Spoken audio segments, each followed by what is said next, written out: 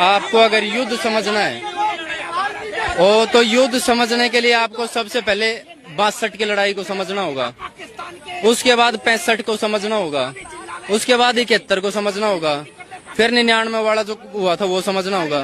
तो आपको पूरा का पूरा जो ये मसला ये समझ में आ जाएगा कि युद्ध किस प्रकार से होगा।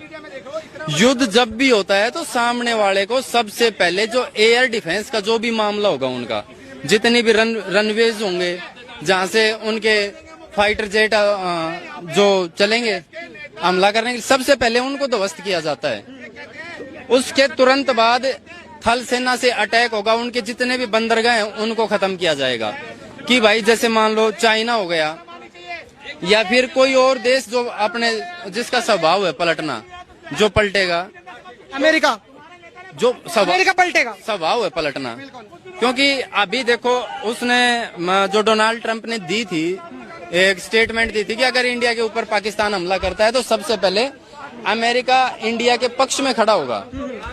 और इस दौरान अब जो उनके जो बोलने का तरीका है वो आप चेक करते जाओ, अब बिल्कुल थोड़ा थोड़ा मतलब अपने जो टारगेट है उससे फिसलते आ रहे हैं वो। मतलब जो अमेरिका है, डोनाल्ड ट्रंप, उनके बयान कुछ इस तरीके से आ रहे हैं कि पूरा पक्का नहीं लग रहा कि अमेरिका खड़ा है। नहीं, वो साथ देंगे नहीं, अमेरिका साथ नहीं देगा, नहीं देंगे। अच्छा, आपको आप अगर व्हाइट पेपर पे भी लिखवा लेंगे तब भी साथ नहीं देंगे, क्योंकि जैसे ही इंडिया के ऊपर थोड़ी सी भी हलचल होगी तो सबसे पहले रशिया बीच में आके खड़ा होगा, और जैसे ही रशिया बीच में आके खड़ा होगा तुरंत वहां से अमेरिका बैक स्टेप हो जाएगा। अच्छा, गारंटी है। अच्छा, आपको लग रहा है कि पाकिस्तान के साथ चाइना आएगा क्योंकि टैरिफ वॉर वगैरह चल रहा है, भारत एक बहुत बड़ा मार्केट के रूप में जाना जाता है। लाइन पे नहीं आएगा, फ्रंट लाइन पे नहीं आएगा, बैक लाइन पे साथ देगा। ठीक वैसे ही होगा जैसे यूक्रेन का और रशिया का युद्ध हुआ, और यूक्रेन को कभी भी पैसों की और हथियारों की कमी नहीं पड़ी। ठीक वैसे ही पाकिस्तान के साथ चाइना आएगा, पाकिस्तान को हथियारों की और पैसों की कमी नहीं आएगी।